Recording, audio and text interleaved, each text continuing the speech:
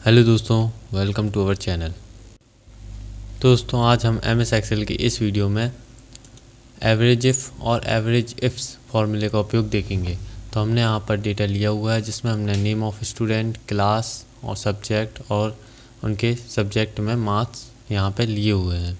अब हमें यदि एवरेज इफ़ यानी एवरेज फार्मूले की सहायता से हम यहाँ पर सभी जितने भी मार्क्स हैं सभी का एवरेज निकाल सकते हैं। लेकिन यदि हमें किसी कंडीशन और क्राइटेरिया के आधार पर एवरेज निकालना हो तो हम इसके लिए एवरेज इफ़ फार्मूले का उपयोग करते हैं। तो यहाँ पर हमें यदि 8th क्लास के स्टूडेंट के नंबरों का एवरेज निकालना है तो हम इसके लिए एवरेज इफ़ फार्मूले का उपयोग करेंगे। तो सबसे पहले हम यहाँ पर इक्वल लगाकर यहाँ पर हमें एवरेज इफ़ ऐसे ही हम टाइप करेंगे। यहाँ पर हमें 3rd नंबर पर एवरेज इफ़ फार्मूला दिखाई देगा। यहाँ पर डबल क्लिक करना है। अब सबसे पहले आप देख सकते हैं कि यहाँ पर रेंज है। तो रेंज में हमें यहाँ पर जो हमारी क्लास है उसको क्लास वाले कॉलम को सिलेक्ट कर लेना है। अब इसके बाद हमें कॉमा लगाना है। कॉमा लगाने के बाद क्राइटेरिया में हमें जिस क्लास के मार्क्स का एवरेज निकालना है उसे सेलेक्ट करना है। जैसे हमें यहाँ पर 8th क्लास के मार्क्स का सब्जेक्ट वो एवरेज निकालना है तो हमने यहाँ पर 8 को यहाँ चूज़ कर लिया। इसके बाद हमें कॉमा लगाना है। कॉमा लगाने के बाद एवरेज रेंज में हमें यहाँ पर दिए हुए मार्क्स वाले कॉलम को सिलेक्ट कर लेना है। इसके बाद हमें यहाँ पर ब्रैकेट क्लोज कर एंटर प्रेस करना है। तो आप देख सकते हैं जो भी यहाँ पर 8th क्लास के मार्क्स का एवरेज था वो यहाँ पर आ चुका है। अब हम यहाँ पर सब्जेक्ट के लिए एवरेज इफ लगाते हैं। यदि अब हमें साइंस सब्जेक्ट के मार्क्स का एवरेज देखना है तो हम इसके लिए यहाँ पर इक्वल लगाकर एवरेज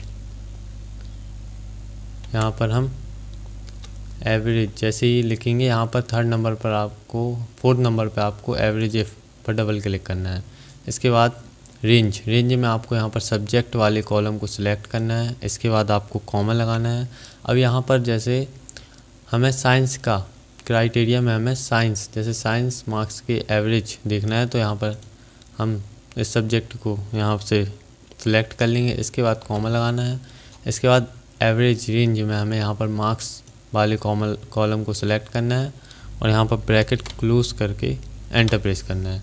तो आप देख सकते हैं कि यहाँ पर जो एवरेज था वो आ चुका है। इसको हम राउंड अप में ले लेते हैं। अब यहाँ से तो आप देख सकते हैं हमने एवरेज इफ़ की सहायता से यहाँ से एवरेज निकाल लिया है। अब हम एवरेज इफ्स फार्मूले का उपयोग देखेंगे। तो एवरेज इफ्स फार्मूले का उपयोग एक से अधिक कंडीशन अगर दी हुई है और उनके आधार पर हमें एवरेज निकालना है तो हम एवरेज इफ्स फार्मूले का उपयोग करते हैं। तो यहाँ पर यदि हमें 7th क्लास के स्टूडेंट के हिंदी के मार्क्स यहाँ पर यदि मार्क्स का एवरेज यहाँ पर निकालना हो तो हम यहाँ पर एवरेज इफ्स फार्मूले का उपयोग करेंगे। तो यहाँ पर आपको इक्वल लगाना है। इक्वल लगाने के बाद हम यहाँ पर एवरेज जैसे ही लिखेंगे यहाँ पर हमें 5th नंबर पर एवरेज इफ्स पर डबल क्लिक करना है। यहाँ से सबसे पहले एवरेज रेंज, तो हमें यहाँ पर मार्क्स का एवरेज निकालना है तो हम यहाँ पर मार्क्स वाले कॉलम को सिलेक्ट करेंगे। इसके बाद अब हमें कॉमा लगाना है। कॉमा लगाने के बाद क्राइटेरिया रेंज 1। तो सबसे पहले हमें एक क्लास वाले कॉलम को यहाँ से सिलेक्ट कर लेना है।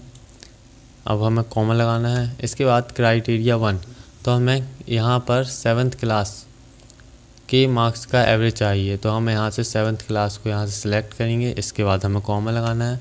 अब यहाँ पर है क्राइटेरिया रेंज 2, तो इसके लिए हम सब्जेक्ट वाले कॉलम को यहाँ पर सिलेक्ट करेंगे जितने भी हमारे सब्जेक्ट हैं। इसके बाद हम कॉमा लगाएंगे। देन इसके बाद क्राइटेरिया 2 में हमें यहाँ पर जैसे कि हिंदी के मार्क्स का एवरेज देखना है तो हम यहाँ पर सब्जेक्ट को सिलेक्ट करेंगे। फिर इसके बाद हम ब्रैकेट क्लोज कर यहाँ एंटर प्रेस करेंगे। तो आप देख सकते हैं जो भी हमारे 7th क्लास के हिंदी सब्जेक्ट के मार्क्स थे उनका एवरेज यहाँ पर आ चुका है। तो इस प्रकार आप एवरेज इफ़ और एवरेज इफ्स फार्मूले का उपयोग MS एक्सेल में कर सकते हैं। यदि वीडियो पसंद आई हो तो वीडियो को लाइक और चैनल को सब्सक्राइब जरूर कीजिएगा। Thank you.